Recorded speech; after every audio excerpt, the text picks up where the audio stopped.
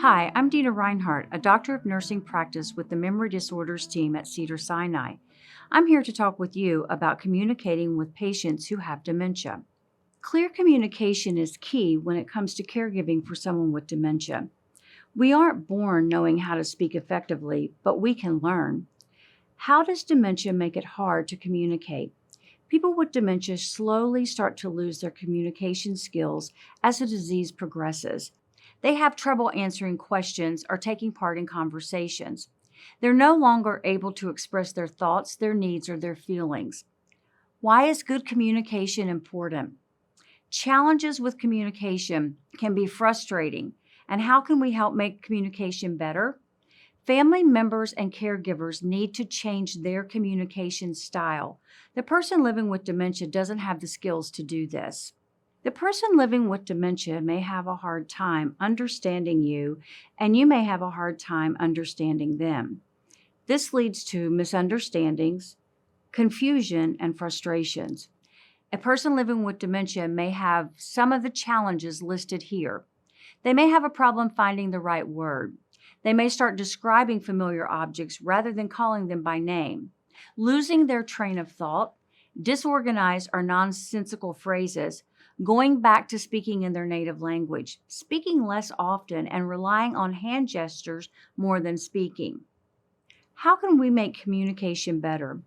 The first step is setting the stage for a good interaction. Here are a few ideas you may want to try. Check to see if the person is wearing their glasses or their hearing aids and make sure they can see and hear you. Always ask types of yes/no questions if they have any unmet needs, such as toileting, thirst, hunger, pain, and take care of that first. Face them at eye level. Make sure the person is comfortable and in a quiet and calm setting. Cut down on distractions such as the TV or the radio. Here are some tips for effective communication. Speak clearly and calmly. Don't interrupt when the person is talking. Give them enough time to think about what you've said and give them time to answer. Use short, basic phrasing. Don't correct them, don't argue with them, or don't use negative words in your conversation. Keep your body language and posture in mind and don't act rushed or stressed. Don't talk over them or around them. Make sure they are a part of the discussion.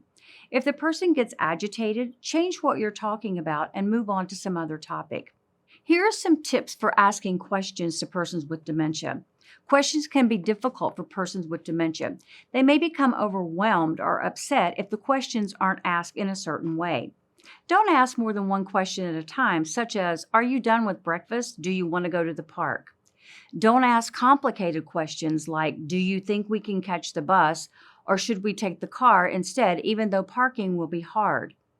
Limit the choices to one or two at a time, such as, "Do you want to wear your striped windbreaker, your pink jacket, or your fleece coat today?" Phrase questions that call for simple yes or no answers when you can. Reword and make the question simpler if the person appears confused. Knowing what not to say is just as important when talking with someone who has dementia. Here are a few tips. Don't say, "Remember when." Instead, start by saying, "I remember when." Don't say, "I've just told you that," when the person repeats a question that you just answered. Focus on what is occurring now instead of asking, "What did you do this morning?"